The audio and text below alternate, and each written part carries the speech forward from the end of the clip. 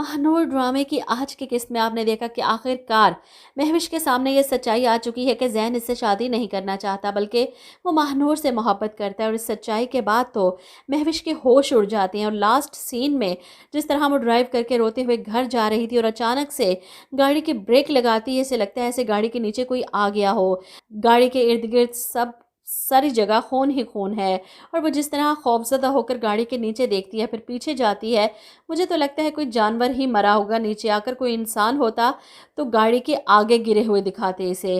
बहरहाल महविश घर पहुंचती है अपने और ज़ैन की तस्वीर को टुकड़े टुकड़े कर देती है और सोचती है कि मेरी मोहब्बत मोहब्बत नहीं, ज़िद है।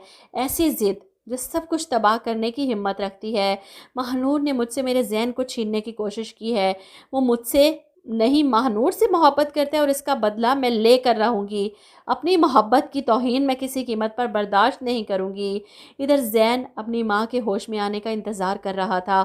इनकी तबीयत कुछ संभलती है तो इनके सामने बैठा अपने किए पर शर्मिंदगी का इजहार करते हुए इनसे वादा करता है कि आप जो कहेंगी मैं वो करूँगा, मैं कभी आपको मायूस नहीं करूँगा। महानूर का ख्याल भी अपने दिल से निकाल दूँगा, महविश से ही शादी करूँगा, बस आप ठीक होकर घर वापस आ जाएं। इसकी बात सुनकर मदीहा बेगम को तसल्ली होती है और अब वो एक आध दिन में ही ठीक होकर वापस पहुंच जाएंगी घर। वहीं दूसरी तरफ महानूर के सामने जो हकीकत आई है, मारिया ने जिस तरह इसको सारी बात की, इस सब के बाद महानूर काफ़ी डिस्टर्ब है।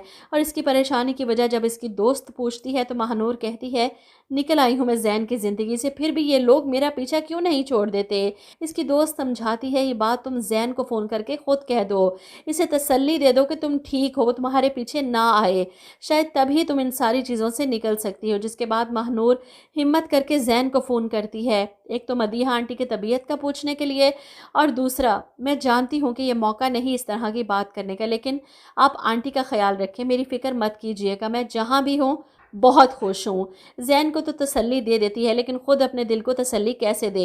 यही सोच सोच कर रो रही है कि मोहब्बत पा लेने की ख्वाहिश बहुत ख़वार करती है, इसलिए ज़ैन में मज़ीद ख़वारी बर्दाश्त नहीं कर सकती। वहीं दूसरी तरफ ज़ैन अपनी माँ से वादा तो कर लेता है, लेकिन अपनी लाहासिल मोहब्बत पर आखिरी दफ़ा मातम करना तो बनता है।